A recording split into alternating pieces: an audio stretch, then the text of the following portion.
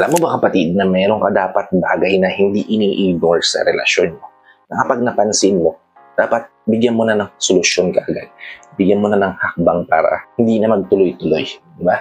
Ito yung mga red flags na tinatawag nila sa isang relasyon. At kapag nararamdaman mo to sa relasyon mo kapatid, it's a sign kapatid na kailangan mo na siyang bitawan. Kailangan mo na siyang i-let go. Kailangan mo na siyang paalisin sa buhay mo. Kaya nga tinatawag natin itong red flags kasi hindi ito makakabuti sa'yo at sa buhay na meron ka.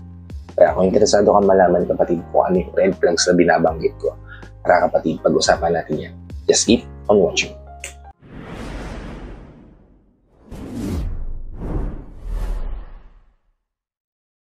Hi, I'm Gary Opimo at gumagawa ko ng mga videos na katulad nito para matulungan ka na maging best version ng sarili mo at maibigay mo yung best self mo syempre sa taong mahal mo. Kaya kung bago ka pa lang dito sa channel ko, please consider liking this video.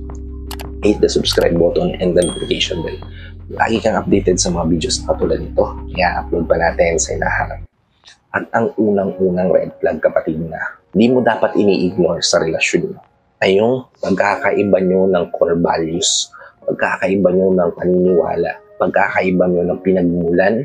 Once na maramdaman mo kapatid na napakarami yung pagkakaibang dalawa, it's a sign na yan kapatid na kailangan mo nang i-let go ng taong to. Bakit? Kasi mas marami kayong magiging misunderstanding in the future. And also, deserve mo kapatid ng tao na loyal, kind. Siyempre, yung mararamdaman mo na safe and secure ka sa kanya. Diba? Mararamdaman mo yung comfort sa relasyon niyo dahil naiintindihan ka at iniintindi ka ng taong mahal mo. Kasi nga, kung magkaiba kayo ng core values, malamang sa malamang, mas marami kayong misunderstanding na mangyayari sa relasyon na meron kayo. At hindi mo deserve na paulit-ulit na masaktan dahil dito. Kaya once na maramdaman mo to kapatid, let go na. Bitawan mo na. Ayoko maiwan kang luhaan, kaya kumilos ka na. Okay? Proceed tayo sa ikalawa. Which is, kapag sinasabi na sa'yo ng intuition mo na bitawan mo na siya. Di ba, isa sa mga bagay na magpapakita sa atin, magpaparamdam sa atin na hindi tama itong taong napili ko, ay yung intuition natin na sinasabi na may something dito sa taong to.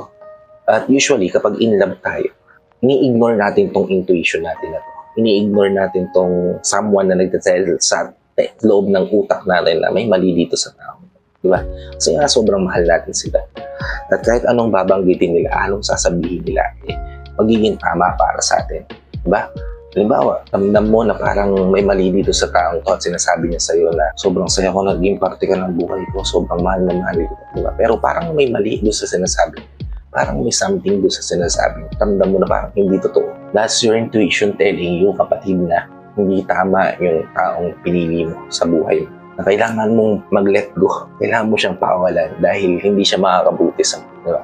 The more ang isang tao is too good to be true sa taong pinili. Diba? Parang napaka-perfecto nitong tao ito sa buhay. Parang wala siyang pagkakamali. Pero something telling you na parang may tinatago itong tao. Then, you have to let him go. You have to leave as soon as possible para hindi ka na masaktan dahil yan yung isang red flag na magsasabi sa'yo na nasa mali kang tao. Okay? Kasi tayo sa ikatlo, which is kapag masyadong fast-paced yung relasyon nyo, masyadong mabilis yung relasyon nyo. Kasi usually, halimbawa kapatid yung taong napili mo, meet nyo pa lang, after 3 months gusto ka nyo ng pakasalan. After 1 month, inas ka na kagad niya for engagement, and after 3 months, sineset nyo na yung relasyon nyo na magkaroon kayo ng pasalan na magana. Di ba? Usually, yung mga ganitong tao kapatid, yung nagmamadali masyado. Yun yung mga narcissistic na tao o yung mga possessive na tinatawag nyo. Yung ayaw na nilang bitawan tong tao na to dahil gusto nila kanila na lang to. Diba? At hindi ka magiging masaya sa taong possessive kapatid kasi panghahawakan niya ng gusto yung buhay mo. Hindi ka magiging masaya sa kanya kasi mararamdaman mo yung hindi kalayaan. Diba? Yung pagkulong sa relasyon, diba? Pagkakakulong dito sa buhay ng taong to. At kahit sino ayaw maramdaman na ganun. Kaya once na makita mo sa isang tao na parang sobrang bilis naman yata natin, parang masyado yata tayo nagmamadali, di ba? Wala, hindi ba pwede natin mas makilala muna yung isa't isa? Mag-proceed tayo kagad sa stage 2, stage 3 ng buhay natin, di ba? At yun kapatid, yung isa sa mga red flags, dapat mo napapansin kung nasa loob ka ng isang relasyon na masyadong fast-paced, masyadong mabilis.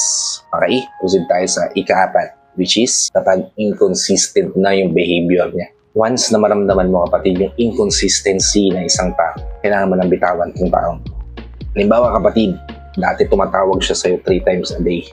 Kahit magkalayo kayong dalawa. Halimbawa, yung partner mo OFW. Tapos, lagi siyang tumatawag sa'yo once a day para may paramdam sa'yo na okay lang siya, malakas siya, malusog siya, at may paramdam niya sa'yo naman. At ngayon, parang wala na, di ba? Parang hindi niya na nagagawa yun. Parang nakakalimutan niya na ng 1, 2, 3 days na mag-inform sa'yo. Kapag ganyan yung nararamdaman mo sa relasyon, ibig sabihin kapatid, nagiging inconsistent na yung taong pinili. Nagiging kampante na yung taong pinili. Again, let me remind you kapatid na walang tao na nasa loob ng isang relasyon na nagmamahal, kapatid ang hindi magbibigay ng oras sa taong mahal niya. Hindi magpa-priority sa taong mahal niya. Diba? Napakasimple lang ng hindi ka lalagpas ng isang oras para i-chat o i-text o i-message yung taong mahal mo kung ano, kung kamusta ka na, kung okay ka lang ba, diba? Sa loob ng isang buong araw, diba?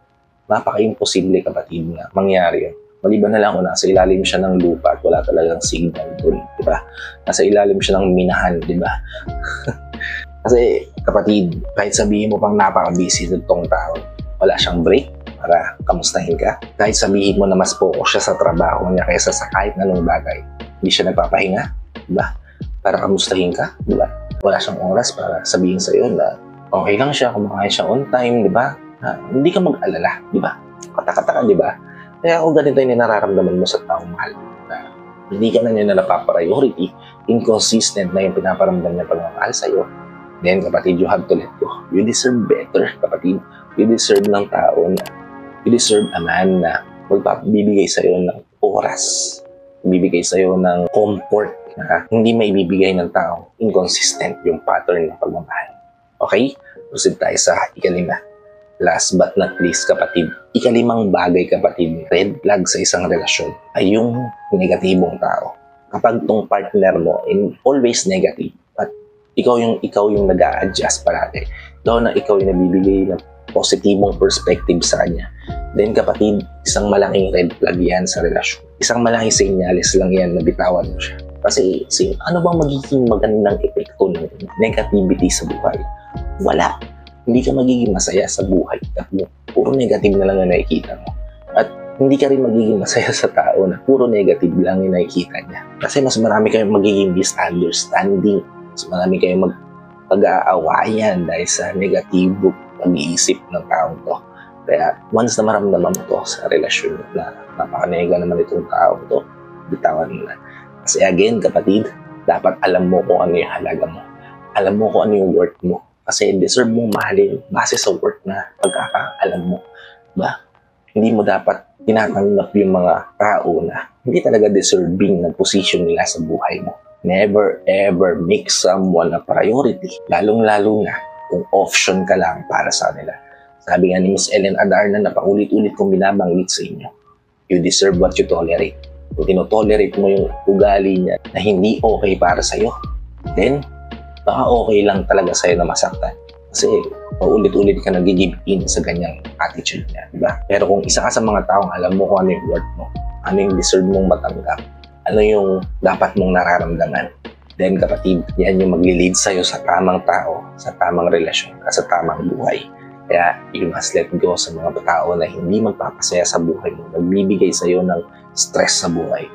Sobrang halaga mahalaga ng taong to para sa mas masaya, mas fulfilling na mundo. So, hope nakatulong tong video na to sa inyo. If nakatulong nga rin, please consider liking this video. Hit the subscribe button and the notification bell para lagi kang updated sa mga videos na katulad nito na i-upload pa natin sa lahat. At also, please help me share to your loved ones na posible natin matulungan din ng video na ito. Para nakatulong na kayo sa kanila. Nakatulong na rin ako sa kanila. Sa lahat pala ng OFW viewers natin at sa mga viewers natin dito sa Pilipinas na walang sawang nanonood, sumusuporta at palagi na-tune in sa mga video na i-upload ko. Maraming salamat po sa pagbigyan yung panonood at pagsuporta. So hanggang dito na lang yung video natin. Mag-iingat po kayo palagi kung nasaan mang lugar kayo naroon. God always guides you and protect you. Peace.